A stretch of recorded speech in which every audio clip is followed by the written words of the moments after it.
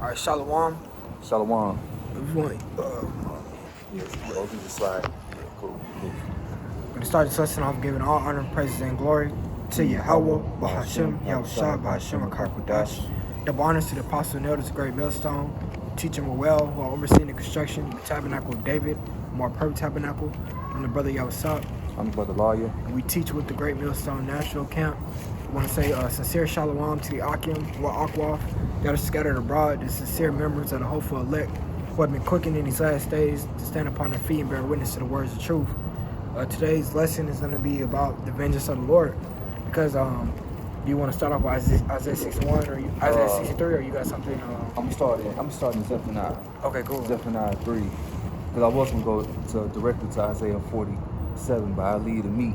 Come on. Because what you people gotta understand, man, is with everything that's happening in the world, it's all leading up to something. Mm-hmm. Yahawashi himself told us in the book of Matthew 24, also Luke 21 and Mark 13, certain things that were going to be going on, not only just going on, but in an extreme manner, to where that you have no other, there could be no other thought but the Lord is coming back. And we're seeing all these things go on, plus more. So we already know that Yahawashi is on his way, man, to destroy this place. And how we know that we are in those times more so than ever is that they're continuous. See, the signs of the times will be continuous. Like, before this year before last, you hear about the signs and they die down. You hear about it and they die down. Now it's like rapid fire. The prophecies are popping off like rapid fire, and that fire from that gun, it ain't stopping. So I'm gonna start with Zephaniah 3 and 8. It says, "Therefore, wait ye upon me until the day that I rise up to the prey.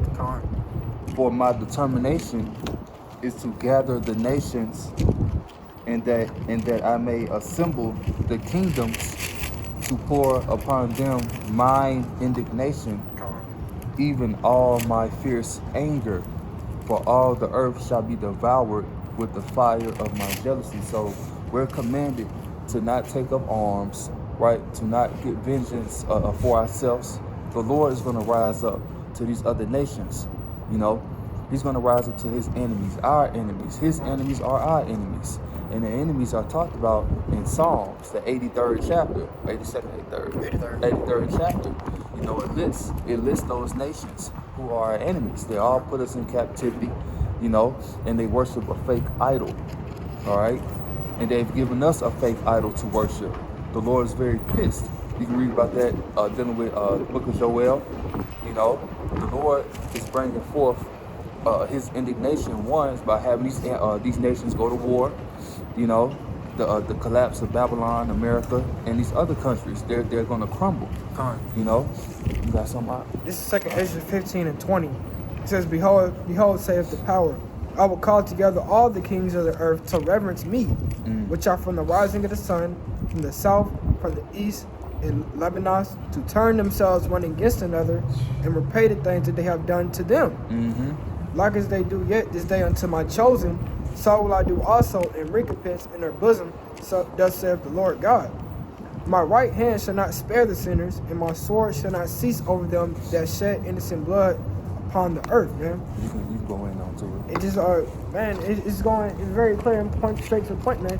It says on Joel, the book of Joel, that he's going to gather them in the valley of Jehoshaphat, Yahawashi, man. That's what I'm about to go into. That's what's going to end up happening, man. Everything I just detailed, man. The Most High is going to put it in their spirit to destroy them, and then they're going to, 2 Ezra 13, try to fight against him, and then he's going to destroy them some more, man. All because of the fact that you have, especially you wicked and you heathen, man, you have done some great sins, man. You have committed heinous crimes that have gone unpunished as of yet, man. And we know that our power is a power of justice. So he has to bring down the hammer, man. It's balance. He's a balance. He's a balanced power, So he's going to judge you all, judge the 2/3 of the nation of Israel that don't want to get right, that don't reverence his name, call upon his name, right? And in the midst of that, he's going to give us justice. He's going to establish us at the top of the mountains, at the top of the governments. This is the real NWO that we're coming into. The real NWO is dealing with the nation of Israel. being that world order under Yahawashi, under King David. All right. So okay, that's cool. This is verse of 2 Ezra 15 and 23. It says, "The fire is gone forth from his wrath and have consumed the foundations of the earth and the sinners like the straw that is kindled." Man, talking about that nuclear destruction. And you got some more on that? No. Okay, this is the book of Joel. I gotta find it real quick. Actually, I think it's 3. I mean 2. I think it's in 3. Yeah, this is Joel 3. And I start at the top. It says, "For behold, in those days and in that time, when I shall bring again the captivity of Judah and Jerusalem, I will also gather all nations and will bring them down into the valley of Yahawashi, which means Yahweh's judgment." It says Jehoshaphat. It's not no letter J in the Hebrew. It's not Yehoshua, none of that. It's Yahawashi, which means Yahweh's judgment. So he's going to sit here and judge these nations righteously. All right? And will plead with them for my people and for my heritage Israel. So the Lord is gathering these people, gathering these nations, right? Armageddon, that's prophesied in the book of Revelations. The Armageddon, the Valley of Jehoshaphat goes hand in hand. They're going to be judged for what they have done to his people, which is going to keep going into. It says, for my people and for my heritage Israel, whom they have scattered by the way of slavery, right? Who they have scattered among the nations and parted my land. So these heathens have parted the Lord's land into their possession. They named themselves, they didn't call themselves Israelites, right? They call themselves Israelis. Yehudi. You know, so, and you can read about that in Psalms. You know, it's like, all right, and it says, verse 3, "They have cast lots for my people and have given a boy for an harlot and sold a girl for wine that they may drink." And they was doing it back in hardcore slavery. You know, you can read about that in Roots. The movie Roots, 12 Years a Slave, so on and so forth. There's many accounts and much evidence that pleads against you nations, especially you E's out here, you Edomites. All right?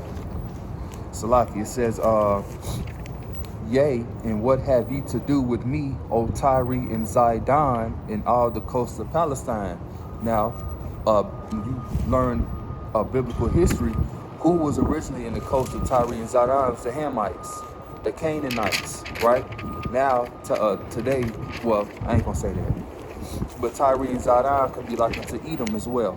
All right, they're in the land of Palestine. All right, but mainly it's talking about the Hamites. All right, the Africans today. It says, "And will ye render me a recompense? And if ye render, and if ye..." All right. It's windy out here. Spirits is out here. It says, "And if ye recompense me swiftly and speedily, will I return your recompense upon your own head? Because ye have taken my silver and my gold, and have carried into your temples my good and pleasant things." And then I read this other verse, and I'll let you fire off with your shots. It says, "The children also of Judah and the children of Jerusalem have ye sold unto who? The Grecians." Who are the Greeks? The Grecians. Right? You learned about that in your measly history book. It shows you images of Alexander and who his people was. They were the Edomites. Before they were the Edomites, they were the Etruscans, right? Which are the sons of Japheth. They really dwelt in that land that you call Europe, all right? Mainly this is talking about the Edomites, all right? And it says that ye might remove them far from their border. We was removed from the land of Israel. All right. You go ahead. What you got? Okay. So this is Wisdom of Solomon. Wisdom of Solomon, the 2nd chapter, and starting at verse 10. It says, but the ungodly shall be punished according to their own imaginations, which have neglected the righteous and forsaken the Lord. And that's a big, the book of, it's like, is it the book of Habakkuk or the book of Isaiah? It says, it displeased them that there was no judgment. Let me see. I think it's in Habakkuk. Yeah, the Most High is not pleased with the current status of this world, man. There's a lot of wickedness dwelling here, man. There's no justice. You got fake food, corrupted water, corrupted bodies, corrupted minds, man. The Most High is not pleased with this, especially because He didn't create this world to be like this. He created this world to be paradise, and now it's become a living hellhole, man. Going on, verse 11 says, for whoso despises wisdom and nurture, he is miserable, and their hope is vain. Their labors are unfruitful and their works are unprofitable, man.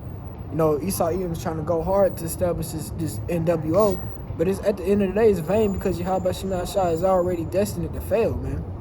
That's in the book of Job, man. So like it's Isaiah 59. Can you read that real quick? 15. Yeah, it's Isaiah 59 and 15. It says, yea, truth faileth. Truth faileth, man. You try to come out here on the highways and byways, get on the unicorn, and for the word of Yahawashi, and what happens, man? We're met with opposition at every other angle, man. They're trying to come up against His true hard body, man. It says, yea, truth faileth, and he that departed from evil maketh himself a prey. Yeah. And the Lord saw it, and it displeased Him that there was no judgment. Man, the Most High is not happy with everything that's going on, man. Especially how you treat His servants, man, the hopeful elect. The Most High is not pleased with GMOs, adultery, sodomy, infidelity, this, that, and the third, man. So what? The Most High is going to destroy this place with thermonuclear destruction, purify it, and then bring in a ruler that's profitable, like it says in the book of Sirach. I got something to add to that real quick. This is Isaiah 5 and 20. It says, woe unto them that call evil good and good evil, that put darkness for light and light for darkness, that put bitter for sweet and sweet for bitter. So that's what you see what's going on too. You know, we're getting ridiculed basically for righteousness' sake. But what we talk about, right, it doesn't benefit our adversaries. It doesn't benefit Esau Edom. This only benefits Israel, right, which a large amount of Israelites, they don't even care about this. It really don't benefit them at all. That's why it states that not all Israel are Israel. The so-called blacks, Latinos, Hispanics, Native Americans do consist of, you know, the 12 tribes, but all of them ain't in the truth, right? They're not preaching, they're not calling upon the name of the Lord, they're not seeking justice, true justice, right, from our power, and they don't want the kingdom of heaven to be established. They love Egypt, they love America, they love being in bondage, captivity, all right? Jump down to Wisdom of Solomon 2 and 16. It says, for as the children of adulterers, and that's spiritually and physically, man. Because Esau Edom is a spiritual idolater, man. All he pushes is witchcraft, enchantments, false philosophies, false ideologies, man. True. It says that he's a profane and he's a profane person in the book of Hebrews. He's profane. They say there is no more profane person than Esau Edom, man. Yep. That means he does it to the max, man. He's outside the temple. He can't be made right. You can't. What's the scripture say? There's one in Ecclesiastes. What? Though his wickedness be wiped away. Oh, that's in Sirach. Dealing with the rust or something like that. Yeah. Never trust our enemy. You know, they can post scriptures all day long and say we're Christians, we love each other, all this and that. But really, that's not his true MO. You know, I don't want to ramble. No, you good. Wisdom of Solomon 2 and 16, it says, as for the children of adulterers, they shall not come to their perfection, and the seed of an unrighteous bed shall be rooted out. For though they live long, yet shall they be nothing regarded, and their last age shall be without honor, man. Because Esau Edom, man, he's the wild man, he's the beast, man. He's lived by his sword so long that the book of that the scriptures say that I shall not sit as a widow, man. I shall not see the loss of children. But the scriptures say that your last age shall be without honor, man. Because what, man? You're gonna get brutally taken down, man. The scriptures say that's what violence is that city thrown down. Babylon shall be thrown down. And it's gonna be the destruction is gonna be so great that it's gonna put you to shame, man. That's why them first couple decades in the kingdom, man, you're gonna be in a pitiful spirit, man. Because you literally see all your whole life has changed around, man, in a blink of an eye, man. Yeah. Like it says, Luke 10, Satan falling from heaven like lightning. Yeah. You know, so Esau Edom's gonna fall from rulership like lightning. You can't even see a lightning bolt hit the ground. You got to put that shit in slow motion. Yeah. You know, so hey, it's gonna be real quick. You lived. It seemed like you was in power for a long time, but hey, you gonna fall like 10 times faster than you ruled. 1 hour. Yep, 1 hour. Yep. Compared to almost 500 years. That's a hell of a ratio. 2,000. Yeah. The Greeks, the Romans. Yeah. So that's a hell of a ratio. Mm-hmm. Wisdom of Solomon 2 and 17 says, "For though they live long, yet shall they be nothing regarded, and their last age shall be without honor."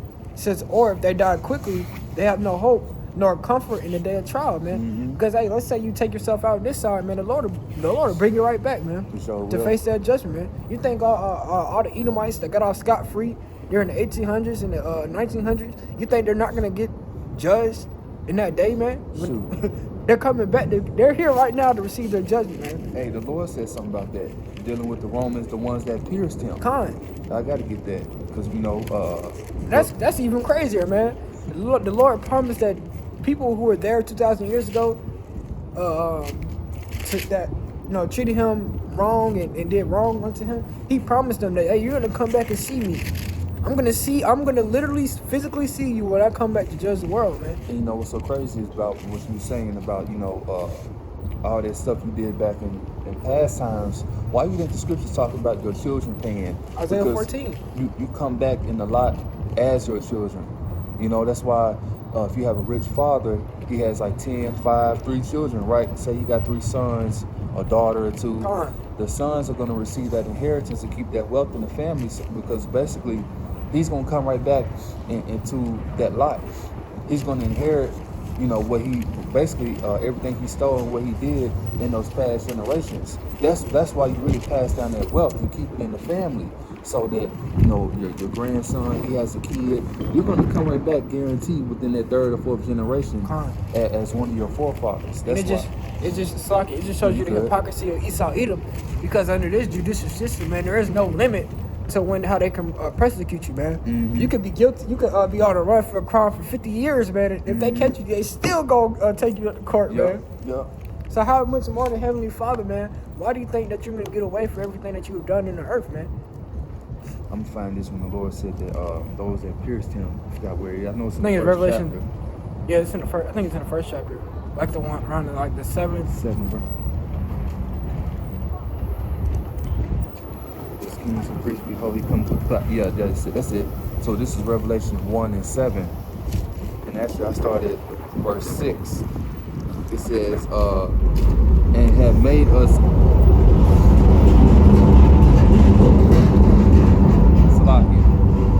So this is Revelation 1 and 7. It says, behold, he cometh with clouds, and every eye shall see him. And they also which have pierced him, and all kindreds of the earth shall wail because of him.